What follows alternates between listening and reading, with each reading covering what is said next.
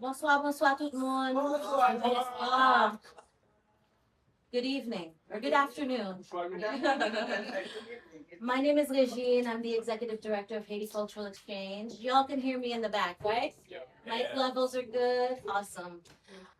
Welcome to our new space. Welcome to our new space here at 35 Lafayette. We were founded in 2009 to develop, present, and promote Haitian arts and culture.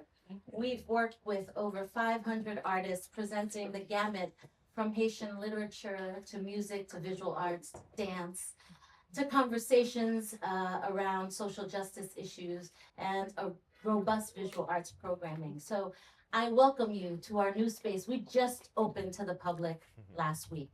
So thank you for being here. Thank you. It's the continuation of a journey and also an opportunity to re-envision and start anew. And so I invite you to dream with us as we kind of recreate this space and continue along our journey. It's really important, in particular during this time.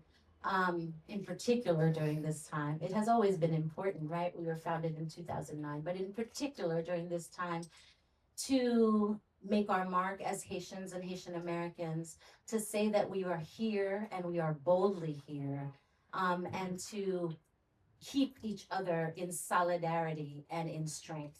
And that's what we try to do with the programming highlighting Haitian arts and culture. And so again, I thank you for being here in solidarity with that mission and that vision. And I invite you to do that in all the capacities that you can and that you do. And I know many people here that can and do that. And Jimmy Jean-Louis is one of those people. Let's give him a round of applause. I'm not going to dive into his bio too much because he's going to talk about his parcours himself, but I will talk about the very special connections we've made over the years.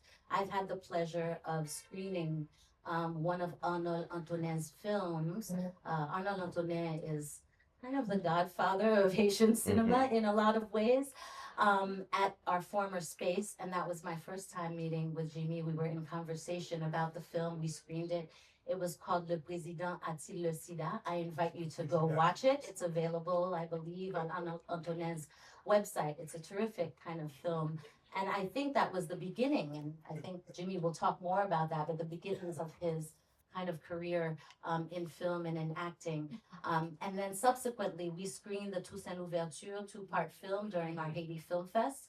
And also, Jimmy and I were part of the Pan American Development Fund conference in Washington, D.C., where we were able to talk about the impact of the arts on Haiti and on Haitian culture. So we have a long kind of history together, and I'm just happy that he chose our space, our new space, to have this book signing. It's one of, that it's gonna be of many longer term collaborations, because Nula Pired, and we are Nula Pired, and we're holding each other in grace and in solidarity. Jimmy's, I'm gonna ask you to do silence your cell phones, please. Just take a moment to do that if you haven't done that. The restrooms are here in the front. So just take a moment to silence your cell phones. What else can I say? We have Patrick Ulysse, who's with us videotaping, and the videotape will be available on our YouTube channel. So I am asking folks to just refrain from pulling out their phones and videotaping. Just enjoy the conversation, please. With us today is Ralph. Ralph is here. Thomassaint Joseph, he's here. He's a yes. Let's give him a round of applause. Ralph is a dear friend of the organization. He's a journalist at Documented that is doing really important work to document the plight of immigrants throughout New York City, and has worked very hard to have Creole language translation be available on the website and resources for immigrants during this time. And I thought it would be a great time for him to be here and to help shape this conversation. I want to give a thank you to Cassandra Khalil, my colleague, Cassandra Khalil. she's been with us for quite some time, and she always brings her professionalism, grace, and kindness to the space. And so I couldn't do this work without her. So thank you, Cassandra. And she made us our beautiful cheese boards, and she's serving you beautiful wine. So I wanted to say thank you. Let's give another warm welcome to Jimmy Jean-Louis. Thank you. Merci. Merci. Thank you. Merci.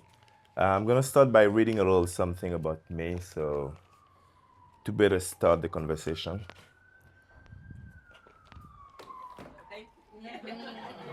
It's cold. Exactement.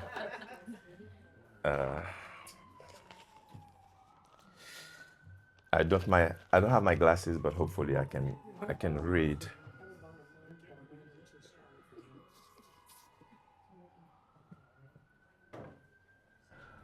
I was born in a land of fracture, Haiti, an island forged in the flames of revolt, yet extinguished by abandonment. Early on, I understood that one's birth or origin does not determine one's future. Haiti is my source. However, it was in the gray suburbs of Paris that I learned the true meaning of survival. Survival for me was not just about hunger.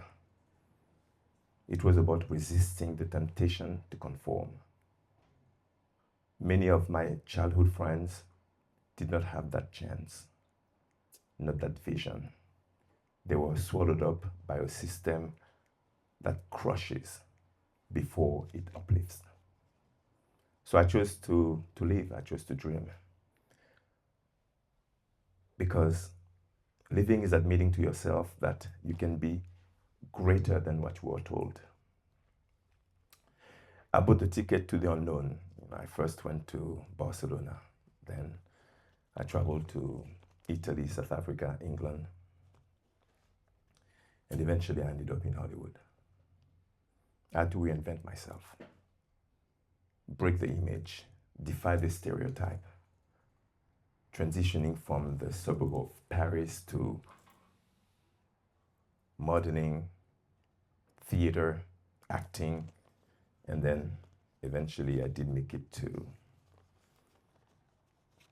Hollywood, a place where everything seems to be possible, but really it is so much more difficult than we can ever imagine. Each challenge was a step in this improbable ascent. It was not just about crossing physical borders, it was about defying them, defying mental ones. Each failure taught me that I am not defined by where I came from. What defined me is what I'm willing to become. And then, of course, as Regine mentioned, there was Toussaint Louverture. It was such an honor for me to portray such a hero.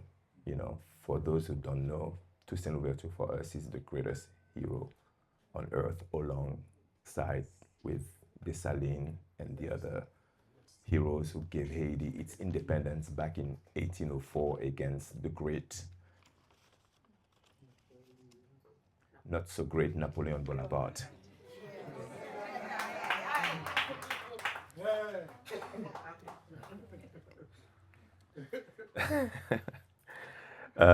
In embodying this great warrior, I became acutely aware that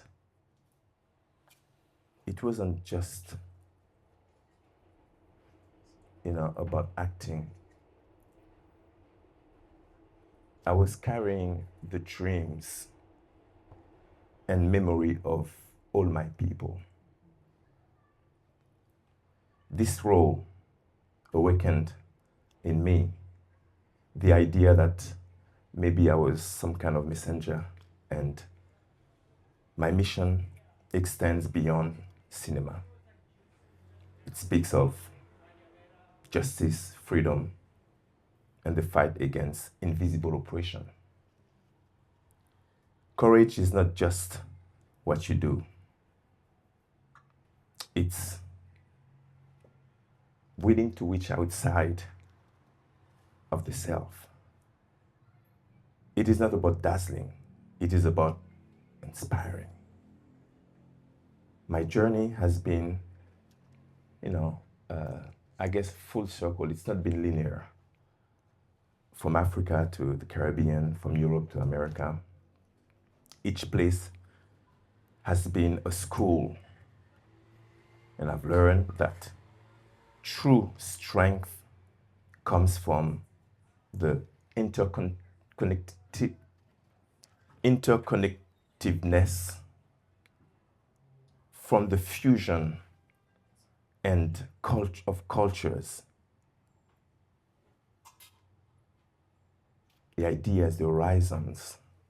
I'm slowing down because I can't see nothing here. So I'm just gonna continue to improvise, even though I did write a beautiful thing, but so I definitely refuse to put myself in a box.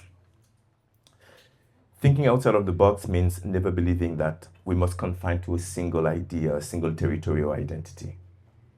Art, like life, knows no border. The convergence of worlds has allowed me not only to be a film actor, but to learn that every place, every project is a crossroad leading to a possibility and to create something unique. The beauty of life is also the beauty of loss.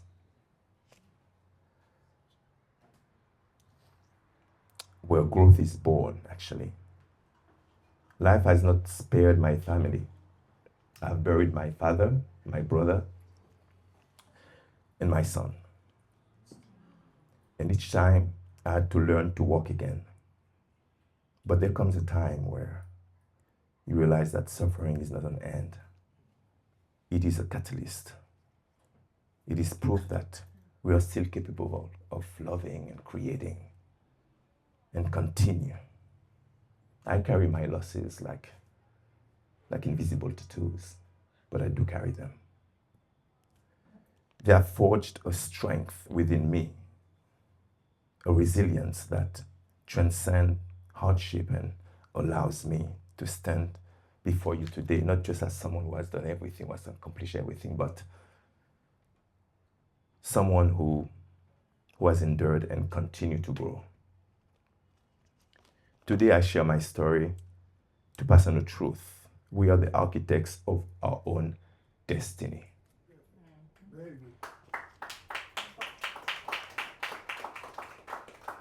No matter where we come from, what's important is what we do with what we have. My life has been a crossroads of encounters, cultures, languages, and continents. A crossroads of struggles. But it is there in all those intersections that creation is born. Our wounds, our victories, our dreams intertwine to shape the unknown. We are all bridges between who we used to be, who we were, and who we are willing to become. My story is the story of those who have had the courage to cross oceans of improbabilities, storms of doubt, and who continue to walk forward. Africa, the Caribbean, Europe, Asia, and America. These are not points of separation, but threads woven into one single tapestry. Our mission is to create, not just for ourselves, but for the world that watches us, for those who follow, for those who still believe that anything is possible, because it is. That's it. Thank you.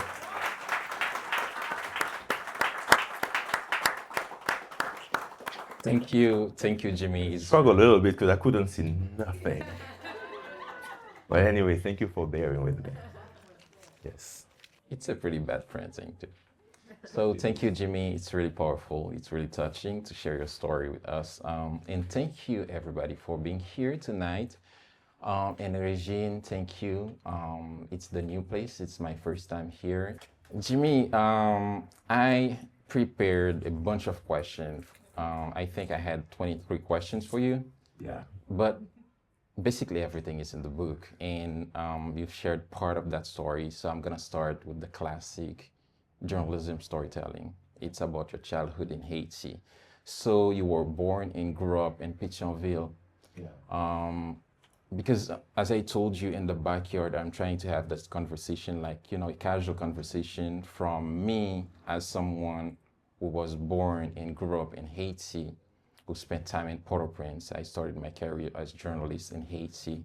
Yeah. And I used to see you from afar. It's like, I've been seeing you for decades.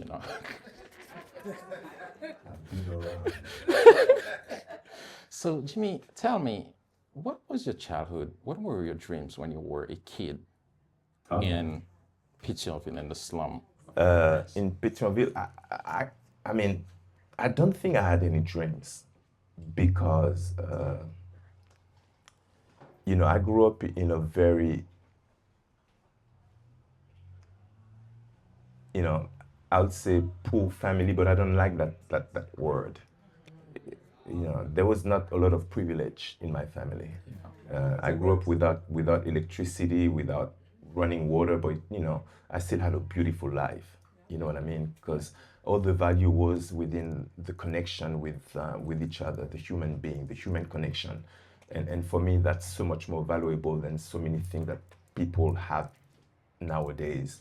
So yes, I did grow up in a place where there was no running water, no electricity, so we had to do with ourselves.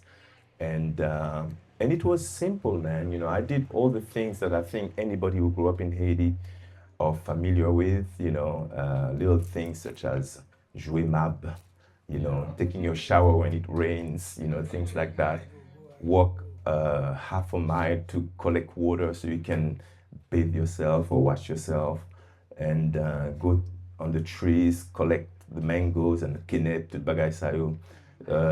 It was very joyful. It was amazing. And this one thing as well, every 1st of January, we all will go on top of the hill where the president will go with this car and just drop money, and you have everybody fighting to try to get, and that's the truth. Unfortunately, it's only years later you realize, like, what the heck was he doing? But for us, it was the best day of the year. We'll go up there and fight each other to try to get a bill or two. And yeah, so that's how I grew up. So you're talking about Duvalier. Duvalier, of course. Yes, Yeah. which is really important. So, Jimmy, then you moved to France. Yeah. Which is a big change because knowing France, it's not the negrophobia and the racism there. Yeah. And what was life for you there? What still the same question. Once you moved to France, Yeah. you grew up there. Have you dreamed becoming an actor or something else? No, it was a process. First of all, you have to understand that, like most of the Haitian families back then, people don't talk to the kids. Yeah. The adults don't communicate with the kids.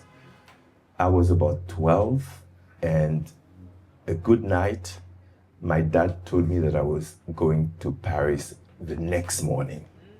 So that gave me just a few hours to say goodbye to my friends, to everything that I knew, and ended up in Paris with a new culture, new language, new music, new food, and new school.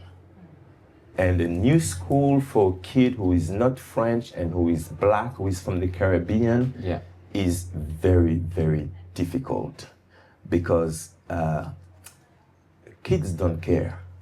They'll tease you and they'll make fun of you like it's just normal. Yeah. So I know that we think that racism is really bad here, but I believe it's worse over there. Yeah. Because you don't have a community to report anything. Yeah. You know what I mean? Nobody's gonna back you up there. At least here there's a community. But there's no community. So I just had to take and take and take whatever they told me. Take this banana, you monkey boy, and all those things. And the sad thing is, I sort of had to laugh with them. Yeah. You know, because it was even better instead of fighting with them. So those kind of experiences can cause really traumatic damage. Yeah. You know, if you don't deal with it in a way that one, you're aware of what's going on, and two, you sort of treat yourself. You know. So how do you think those experiences shape the person you are today? Well, at least they forced me to adapt, number one, and to also understand who I am as a person. And that's why it was great for me to grow up in a place where I didn't have to, you know, I could be myself. You know, the first 10 or 12 years of my life, you know, I knew who I was. So that gave me a good foundation. So by the time I went there, even though I suffered a little bit from their, you know, from the new place, the new culture, and a little bit of racism, I knew who I was. And I had respect for people, I had respect for the elders, you know, and that kind of base, you know, sort of helped me go through situations that if I was born there, maybe I would have fell into the cracks. Because when I went to Paris, I went in a project. It's not like I went as someone who's, you know, who lives in a great apartment in Paris. No, I went in a project, in the equivalent of a project in Paris. Yeah. And when you're there, you don't get out. It's impossible. Either you die, or you go to prison, or you become a drug addict. Those are the three options you have, you know. But because I had that background from Haiti, somehow I knew that I couldn't disappoint my parents. Yeah. You know, it's like when I was hanging with those kids and they were doing all kind of crazy things, at one point I just had to stop and turn around and let them go, because I couldn't, it would have been impossible to face my parents and tell them that I did something wrong. So the upbringing was very good, I think. Yeah, so can you give us an idea about the household you grew up? Did you have siblings? Yeah, I had a brother and a sister and two parents. My mom went to Paris first. She was the leader. She was brave, and once again, it's only now that you realize the kind of sacrifice that parents do for their kids. My mom was a maid, so, you know, she didn't know how to write or read. Yeah. She moved to France, left 3 kids behind with her husband. 2 years later, my sister joined her, and then me, and then my brother, and then my dad. That took about 7 years for the family to reunite again. Yeah. So, you know, it's kind of thing that now you look at it like, wow, she was probably maybe 29, 30. Can you imagine, you know, at 29, just leaving 3 kids behind and going and working in a different place where you don't understand the language and you're a maid. Yeah. And you're doing that for the sake of the family and the kids. Yeah, in a racist country, which is very important. So, you know, it's like big up to all the mothers, but definitely big up to my mother. Yeah. So, Jimmy, this is one of the questions that is really important to the people from my generation, because when we see you in multiple movies, we often ask, what brought you to Hollywood? What opened the doors for you? Because to us from Haiti, you know, it was something, it is something big, it's something huge. So what moment, what situation, what circumstance opened the door for you to Hollywood? I don't think it was a moment. It was. I mean, listen, man, I went through so much. First of all, I have to say that, yeah, I grew up in Paris, but at one point, my education, I had to do it myself, especially my artistic education. Yeah. I studied that when my parents went back to Haiti. And then I was about maybe 18 or 19. And you know, when you finish high school and you say you're gonna take a break for 1 year before you do college or go to university, that's what I did. But that year was, it was a time where every night I was going to a club. Every single night. Every single night. I mean, classic But teenager.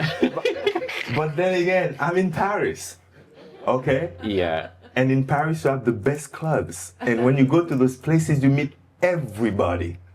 So at night, Prince will be there, Madonna will be there, George Michael, whomever, dancing, partying every night. But then comes 5, 6 in the morning. They go back to their hotels or their apartments. And me, I'm like, where the fuck am I gonna sleep? You know what I mean? It's like, and I had to find solutions. Yeah. And with that comes a creativity in you where not only you take risks, but also you believe in something that you don't know where it comes from and starts to lead you to places, starts to force you to connect with people and find solutions. So for a few months, I was what they call in France SDF, here to call it what it is. Homeless. Homeless. Mm-hmm. But you would never think, because every night I would still be in the best clubs. Wow. You know what I mean? And I found solutions every single night to be in a place where I believed I was safe, whether it was by squatting an empty apartment, whether by, maybe finding a good friend or good girlfriend, or, there are always solutions. But when you are in the thick of it, all you do is just trying to survive. Yeah. You know what I mean? So a lot of it started there. A lot of my education started there. And then I enrolled myself in a school where I learned to do everything. There was dance, singing, theater, cinema, and everything. And of course, I didn't have any money to pay, but I did convince them that my parents were really rich and were gonna pay, everything at once. They believed you? They believed me. Until they kicked me out. Because, was it because at that time you were a really good actor? I don't know, but they believed me for as long as I could. And I knew that my time was restricted, so I went to every single class, every day. And I took all the classes that I could, and until they realized that that guy was never gonna pay, they just pushed me out. But you know what? That saved me. That gave me a good base to start with. And with that, I decided to get out of Paris. And I took my bag and went to Spain. Yeah, but frankly, Jimmy, don't be ashamed. This is colonial reparation, okay? I never felt bad about any of that. Trust me. Yeah, well, so is there a specific role when you say, okay, this is really the time, when you realize that doors are really open to you, to that big world, which is Hollywood? Yeah, I think prior to Hollywood, there've been one encounter, one meeting that really opened my mind and my eyes. As I told you, I went to live to Spain, and then I lived in Italy, and then somehow I was modeling back then, and a job took me to South Africa. So I ended up living in South Africa for a little bit. But while in South Africa, I had the chance and the pleasure to meet with Nelson Mandela. Yes. So that meeting is very important to me. And it's because, number one, I couldn't believe that I was meeting him. And number two, after meeting him, I realized why people from his circle and my circle wanted us to meet. Nelson Mandela was inspired by the by the Haitian heroes. Meaning by that, the ones who liberated Haiti from the French, Dessalines, Toussaint, and all those guys. So he took a lot of pride to tell me what he thinks about my country. And by him telling me that, he made me understood that I am valuable, that I came from a place that has value, that did something extraordinary, that liberated not just Haiti, but probably the rest of South America, or third of America, by the purchase of Louisiana from the French. And in that moment, you know, it gave me a purpose, and it gave me belief that I was worth something. So after that, I was just prepared to go anywhere and do whatever I wanted, because it's almost like I had the blessing of someone, to the eyes of the entire world, was the biggest hero at the time. Yeah. You know? So I'm like, well, I'm blessed now, so let's go. Let's try. Anything I want, I should be able to succeed. So his meeting was very important to me. Of course, I tried to come to the States, like most Haitians, especially back then. Many times I was refused, like 3 or 4 times. Yeah, and it's because of some of my work in England that at one point I was sponsored by an agency here, and then they just opened the doors for me, and I came to the States, went to Hollywood, and I'm like, okay, let's try that acting thing, because I was a bit sick and tired of dancing and modeling, because I didn't think I had a voice. I wanted to have a voice. I wanted to be able to be heard. Yeah. And I didn't believe that any of those professions gave me that voice. I wanted to have to change to something that was a little bit more meaningful. And I thought of cinema, I thought of acting, and also that would give me longevity. Yeah. Because all the other things are just bridges to get to somewhere. Yeah. So there is so much to say, and I would love to open, the question to the public. But before that, so now you have your story in that book. What moved you to share your story at that time? Why? Why? What do you want people to learn from your story? Well, I mean, listen, it's I've been in Hollywood since '98, I think, and I've done some work on TV and films, worked with some great talents, and I've always been asked to do something and to write something about me, especially for the people who follow me, whether they're Haitians or they're from other countries. But I never thought that I was ready to do it, so I always push it for later. But in 2023, beginning of 23, I was going through some traumatic times, if I should say. Yeah. I had just lost my brother from a heart attack. Yeah, I'm sorry. And my son was at the hospital. He had a cancer. So, and he's had the cancer for 2.5 years. And I knew that there wasn't much time for him to be with me. And it just came to me that it was just normal to write some of my story down, just so I can share some of it with some of the people that follow me, maybe they might be inspired by some of the stuff that I've done.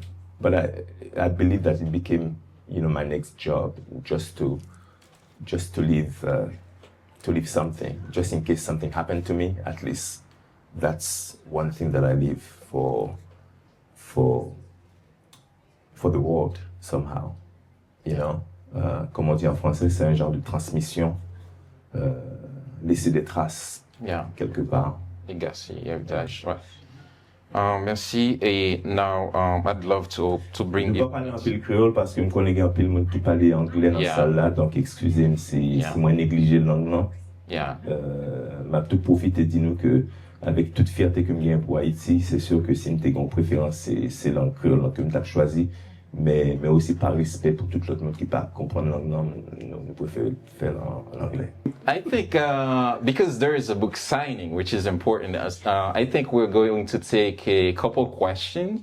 I mean, we can have an exchange. I mean, listen, for me, I think the most important thing is to have that kind of relationship where we share and you open up.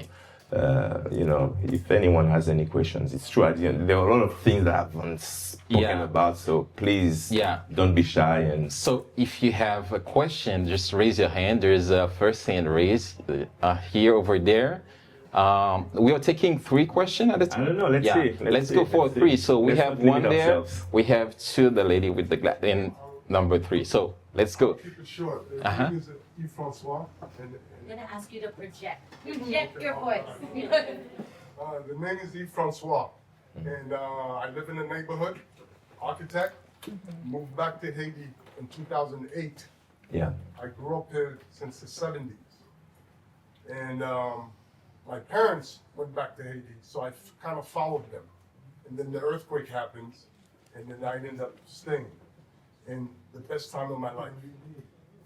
Although I'm paying for it now because my kids are saying, oh, you didn't spend enough time with us. Yeah.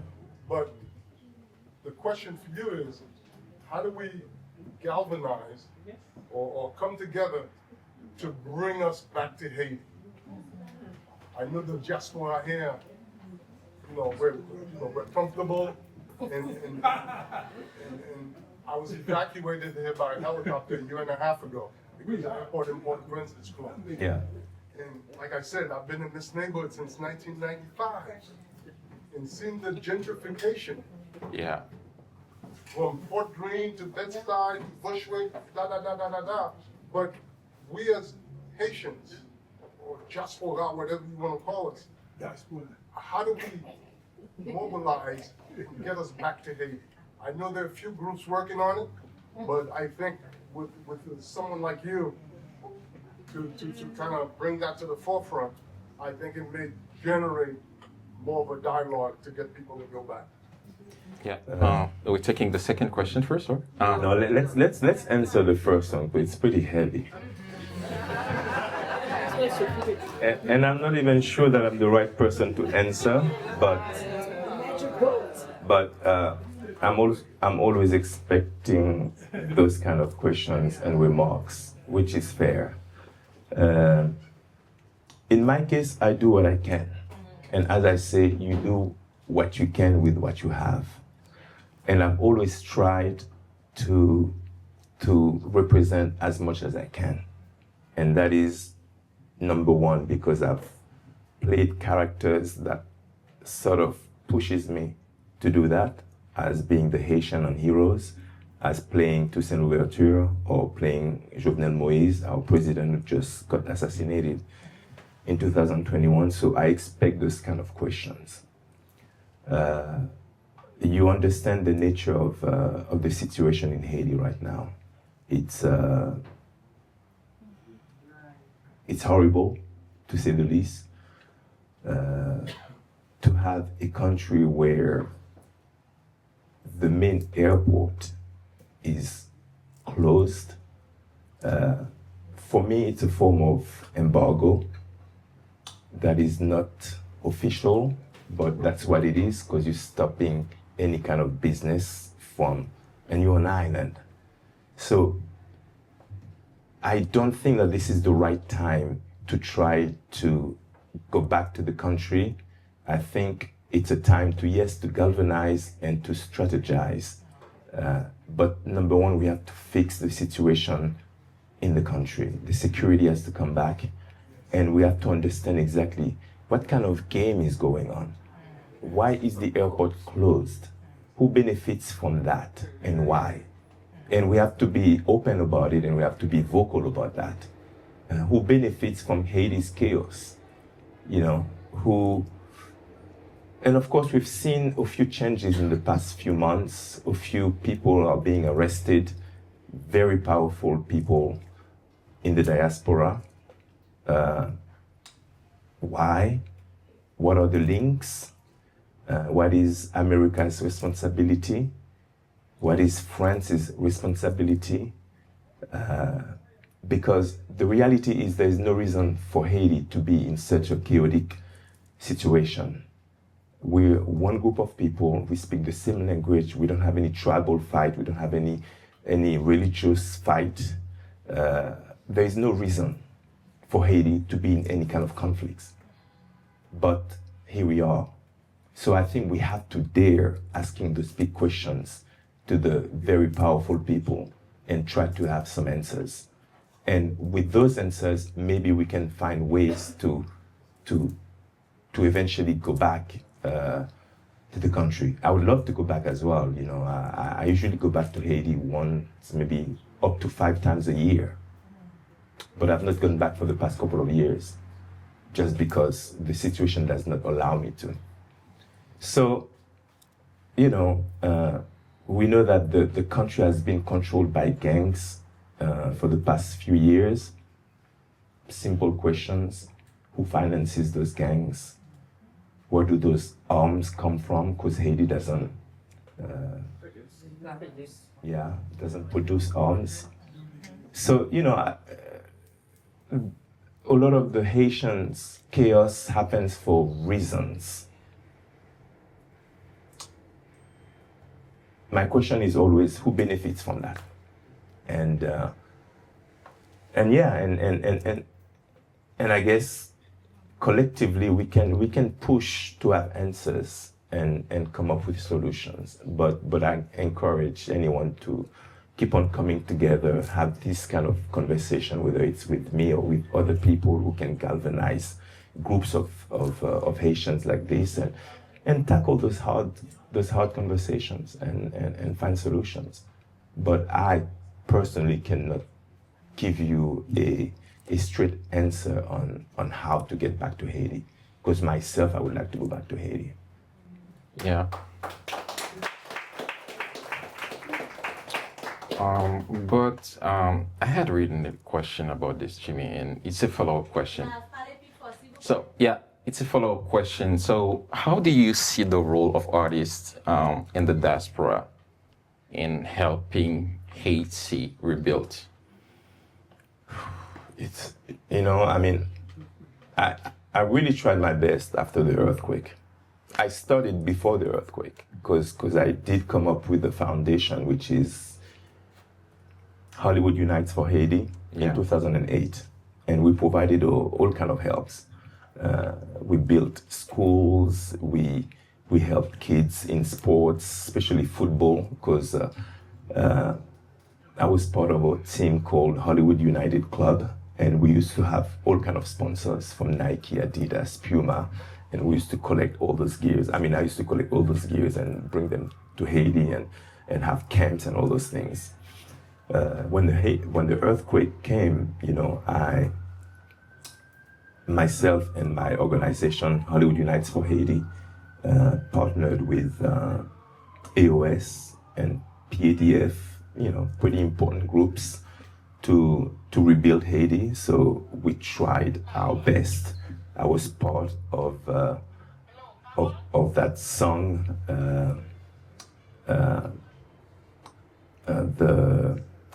what was the song? The 25, We Are the World? The We Are the World song, you know, that we did for Haiti, where all the artists came together. Yeah. That was led by Quincy Jones and Lionel Richie. And we collected a lot of money. With some of that money, we built a school Audio Institute in Jacmel. Jacmel, yeah. And Cine Institute, where we taught cinema to a lot of kids. And the Audio Institute was the best studio. Up until now, it's probably the best place for any artist to go and record their songs.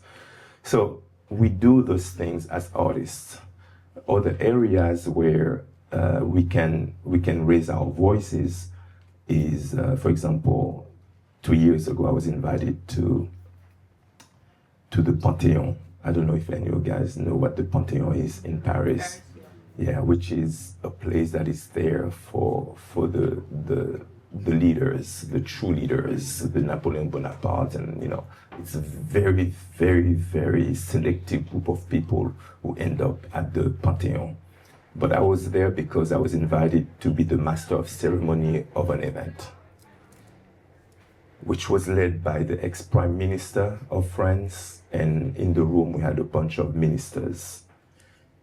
So my job was just to be the master of ceremony. But I used that moment to have an open letter to the president of France, Macron. Of course, I broke all protocol to do that. And the minute I started to read, people just, what is he doing? I could feel it, I could hear it.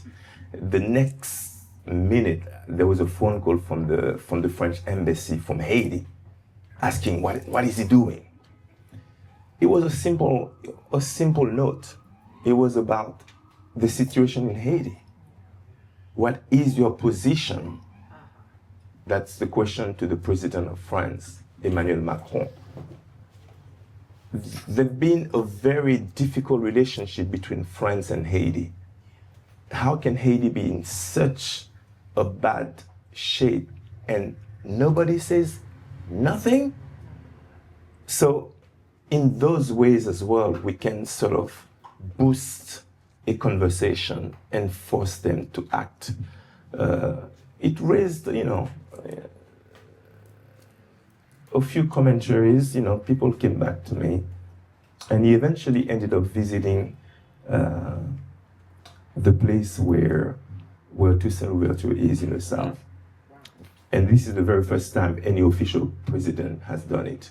So at least it served to that purpose. I don't know what else it did, because I never really had a direct relationship with the president, but I did get feedback from his offices.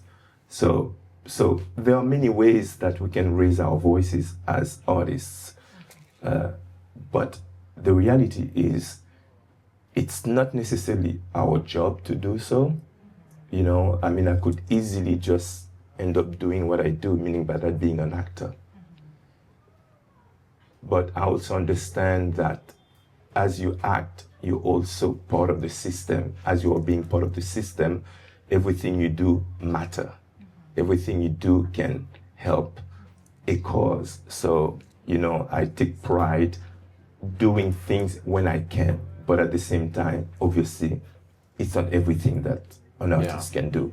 Especially now in Haiti, what you say today can be used against you really tomorrow. So at times it's just better to stay quiet and work in the dark. Yeah. Thank you, Jimmy. So let's have another question. I think the lady with the glasses. Yeah. Hi, how are you? My name is Raquel Augustine. Project your question, please. Project. Your life is very inspiring. Your journey to where you are today. I wanted to know if you have any plans in writing your biography in another language to reach out to other youth, maybe here in America. Like, do you have any plans to? Yeah. In other language, maybe. Yeah. The thing with books is once you have a deal with a publisher, the same book can be translated in all the languages. So right now we're working on trying to get a deal with the English-speaking territories, and then of course you have the Spanish territories and potentially Italian. I'm actually speaking to someone in India, because I've done a gig in India that was pretty big. So I think my face is out there, and apparently some people might be interested. So, once you have it, it can be translated in all the languages, to reach as many people as possible. So yes, it's part of the plan, and another part of the plan is potentially to maybe come up with a movie or a TV show, whatever is possible. But there are some people are saying that, they might be interested. So we'll see. We'll see where that goes. Yeah. And here, before you, yeah. Hi, I'd like to ask. Project! No.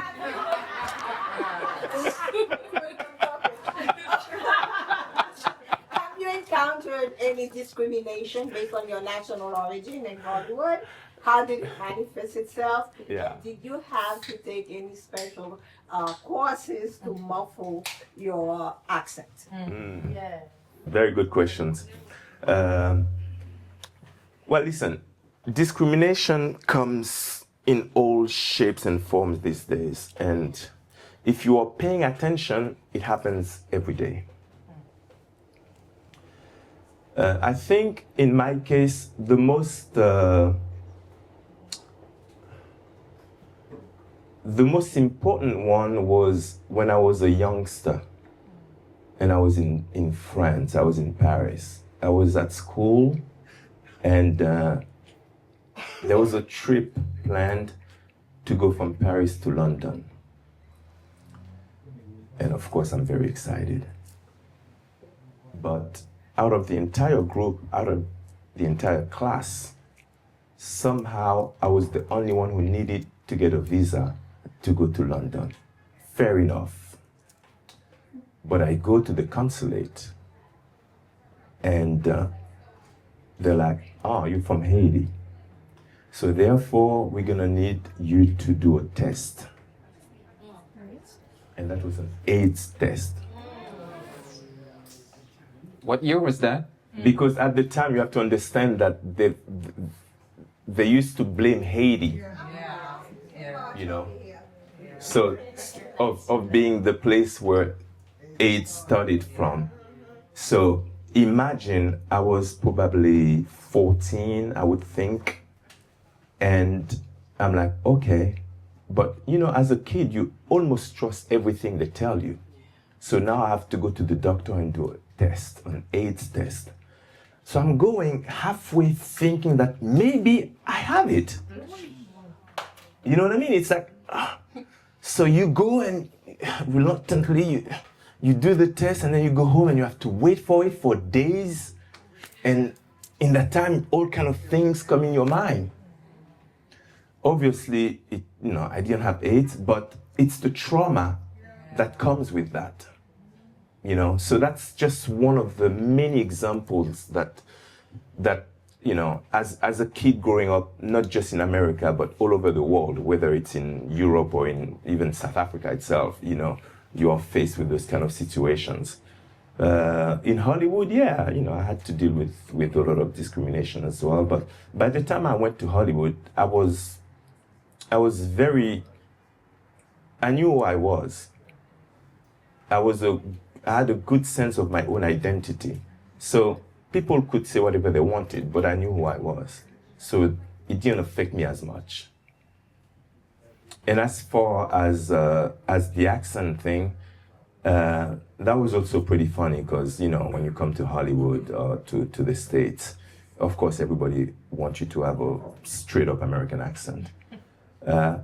Somehow I always thought that it was, first of all, it would have been a lot of work for me, and I didn't want to work that hard. But I always thought that we're living in a place where you have all kind of accents going on all the time. It doesn't matter where you are in the world.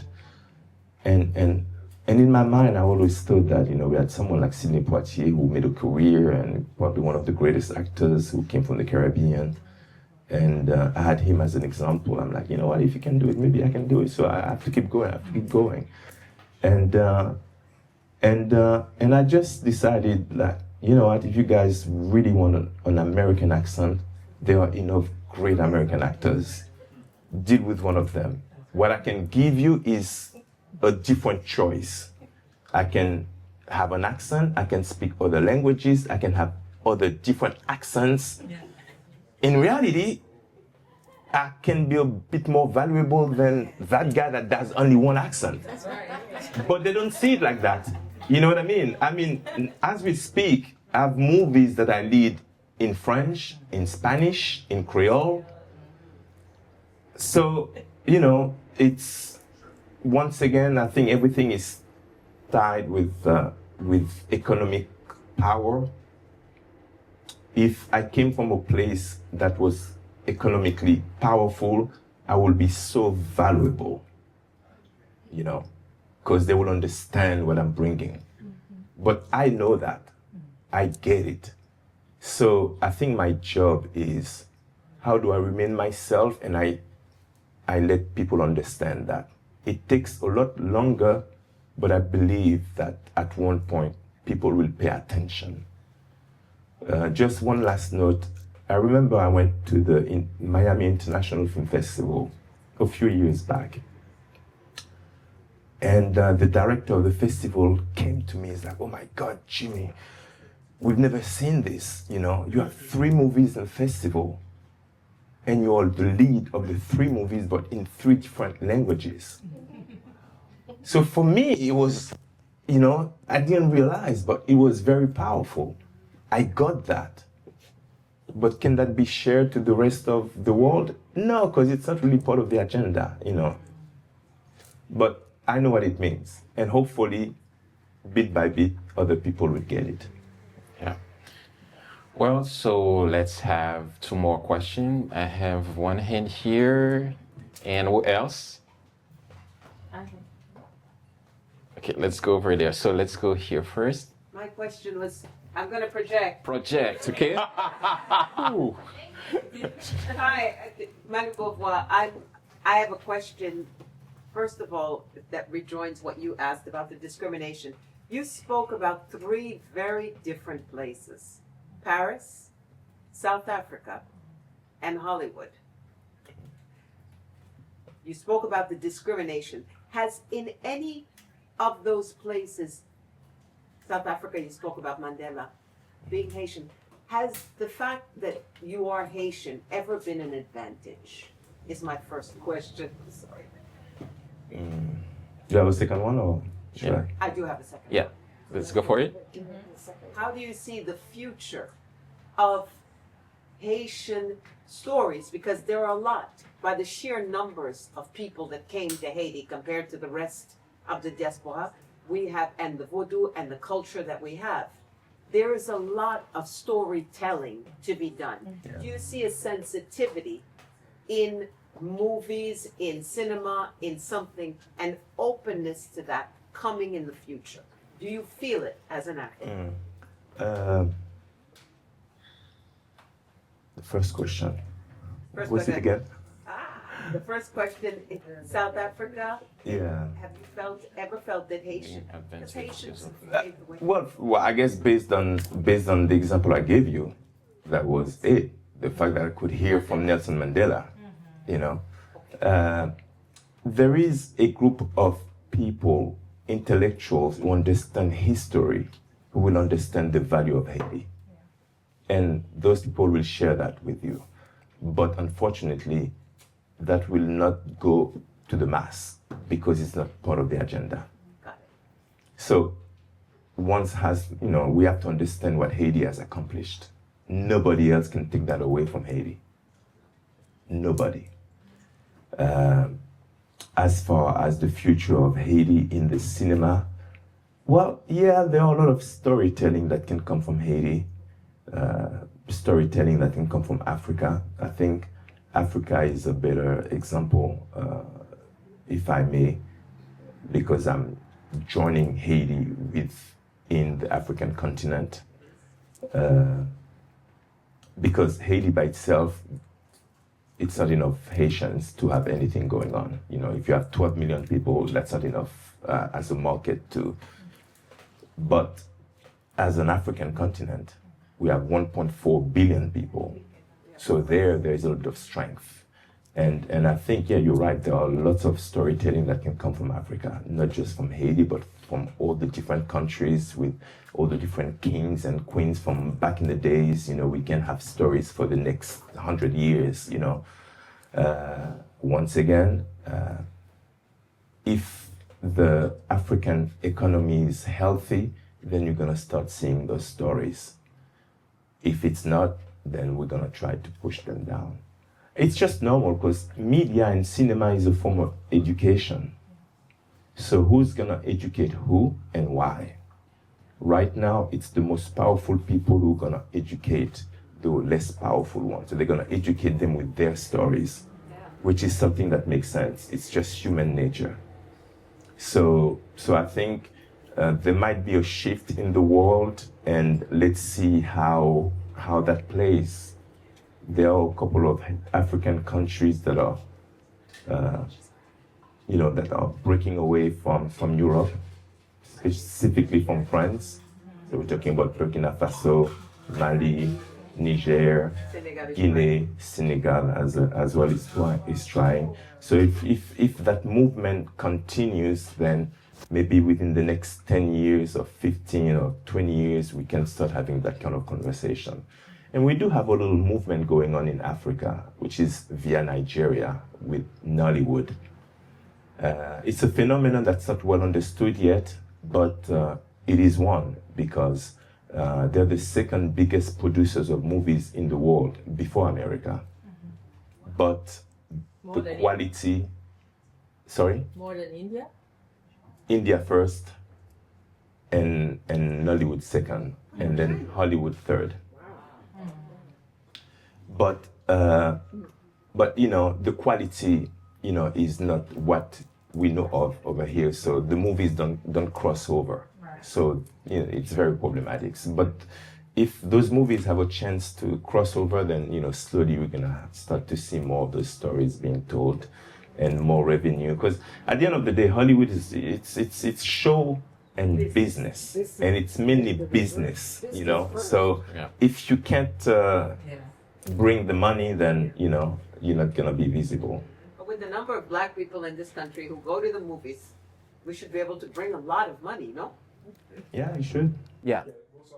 Yes, bonsoir. Project, parlez fort original. Je pas parler exactement avec Jimmy Janvier. Ok. C'est pour la première fois que je me rencontre avec vous. Et visage. Et parce que dans Hollywood et OK. Est-ce que dans Hollywood nous avons une communauté haïtienne? Et si vous avez une communauté haïtienne, ou même personnellement, étant qu'il y a une figure qui est vraiment connue, et dans la communauté haïtienne là, et partout dans le monde, est-ce que vous êtes en contact directement avec la communauté ça? Et si vous êtes en contact directement avec la communauté ça, nous avons un jeune qui est Stevenson Jean. Et est-ce que, ou même personnellement, que vous rencontrez ensemble avec déjà qui fait partie de Hollywood? Merci. The question is there a Haitian community in Hollywood. Hollywood, yeah. Yeah. And there's a name that he asked if I've met that person. Not really. There's no Haitian community in Hollywood because there are not enough Haitians within the business to actually have a community. There are people doing things, there are people that I know. Ok, but, bon, traduis pour it's Liz. not, Oh, sorry. non, c'est pas que je parle créole. Vous comprenez? Ok. But yeah, there are groups there. They can be part of groups, but it's small groups. We try to have a voice, but the number is very low so far. Yeah. What about Stevenson Jean? I'm not sure I know. He said no. Back on He it. said he doesn't know that. C'est parce que Okay. Let's go. Let's go. So, Jimmy, étant que grand, c'est peut-être pas de temps commencer à faire travail ça, parce que moi éclairci ou ce point ça. Ok.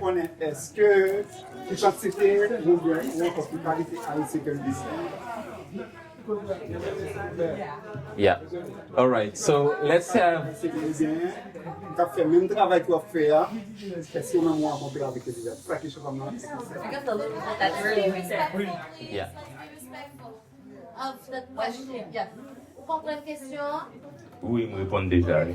Yeah. So. Merci. Yeah.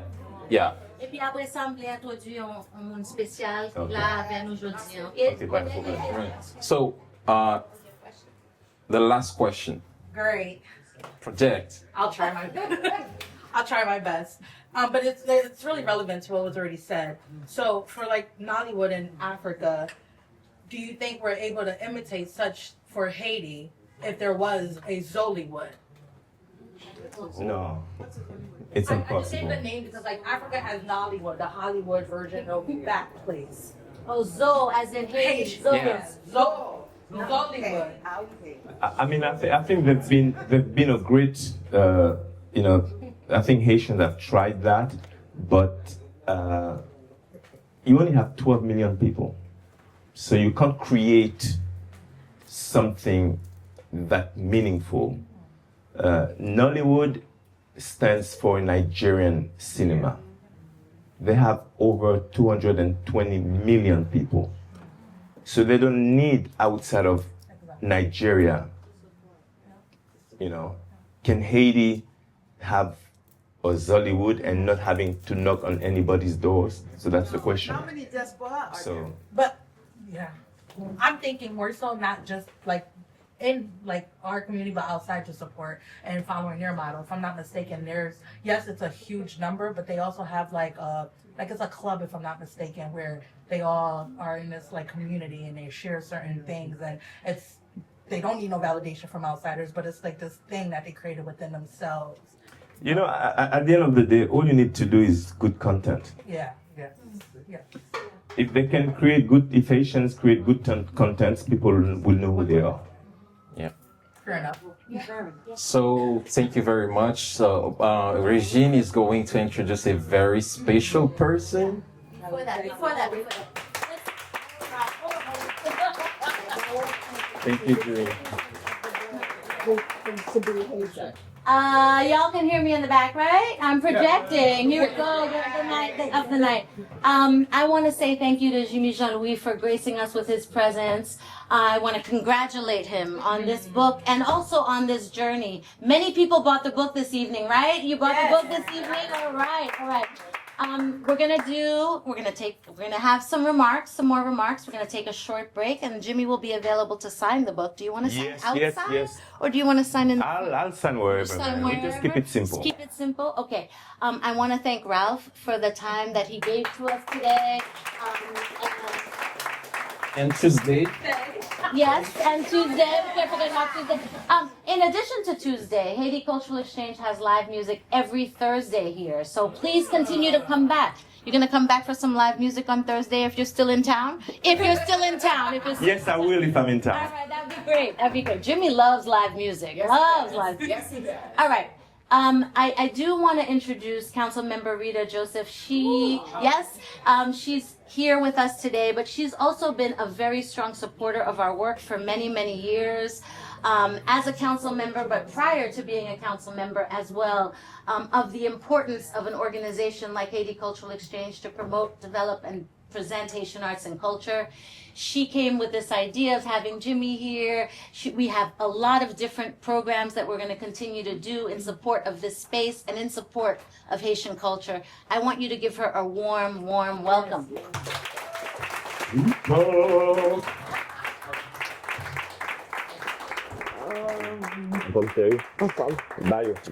No, you gotta stand with me. Okay. Good evening, everyone. I can project. Nice. All right. Good evening, everyone. I'm Councilmember Rita Joseph. More importantly, I'm with my friend, my brother. For so long, we've fought this journey, and I always get a chance to say thank you for keeping Haiti in Hollywood. And if you've ever watched every movie Jimmy has always made, Haiti has always been in the center of those movies, whether it's mainstream Hollywood and you watch Héros on NBC, his character was the Haitian. So if you didn't know about Haiti, that was your opportunity to learn about Haiti. But he's always been our ambassador, our face of the Haitian people to uplift us wherever he is. So that's why I continue this partnership to make sure as a city council member, I'm investing in cultural institutions that support me. I am Haitian American, so therefore, when I walk into the council with my 3 other council members that are also Haitian for the first time, we're celebrating the Haitian culture, the music, the food. We host the annual Haitian flag. We host the annual Haitian Independence event. I was on Labor Day with Gardi on the Parkway. We had Gardi! Yeah. We had a cultural float only to remind folks of who we are. Descendant des Salines, Descendant Toussaint Louverture, which you had the honor to play. So we constantly remind folks of who we are in every space, in every room. And I remember I have a friend, she's always like, Rita always makes sure Haiti's at the table. And that's what we do as friends, as partners in this space. So I continue to thank you, Regine. We got to make sure we raise enough money for Haiti Cultural Haiti Cultural Exchange has its own space. Yes. Let's do that. So make sure you come in, you invest your money. We have to invest in each other. The things that you want to see that other communities have, we have to invest. And she know I'm ready and able to willing to invest in that, but I need you as community. When they say, where's the community? You need to pull up. Pull up with your wallet, bring your friends, and support this work that is being done. It's so important to keep the culture alive, the music, the food, despite what's happening. We got to continue to make sure we're reaching out back home, but we're also making sure our footprints are here. And this is home. Some of us will never go back, right? So, but while we're here, we have to be at the table. We have to be, or else someone told me I will be on the menu. I don't want to be on the menu. I want to be at the table, making decisions. And I am the first Haitian American to ever sit as the education chair in the New York City Council, overseeing a budget of almost $40 billion. With my money. So that work is so important. And when I came into the council, they were working on a Black Studies curriculum with Columbia University. And the first thing I said to them is, Haiti part of this curriculum. So they had to go back and make sure that Haiti is part of the curriculum. And we're not starting from the Haitian Revolution, we're starting from Wakaima. So there's a Black Studies curriculum now from K to 12 that include the Haitian history. Nice. Haitian history is Black history. So thank you enough. I hate when electeds speak a lot, so I'm going to get off the mic. But please make sure you buy the book, get it signed, support our brother, Jimmy. I love you. Thank you so much. You did a great job. Thank you so much. Thank you so much. Thank you, Regine, thank you. When I call, Regine is like, whatever you need, council member, I'm here. So I am counting on community to pull up for Regine to support her in all that she does. Thank you so much. Thank you. Thank you, everyone. Thank you. We're good? Go ahead, Jimmy. Merci. You saw your girl? Oh, You saw your boo? Jimmy, tu as quelque chose que tu veux dire? No, that's it. It's been a long day. So let's go. Let's have some music, some and, music. and have some drinks and yeah. Yeah. And I'll sign some books. Yes. Yeah. Thank you, everyone. Thank you. Thank you. Stay. I'm gonna figure that out in a second. Okay. I'll just sit here and Jimmy, on va, guys. Yeah, man. On va, guys. Yes, I. Non, Tu le vas mettre contact tes n'a musiques. pas. Yeah. Je sais pas. Ouais, bon.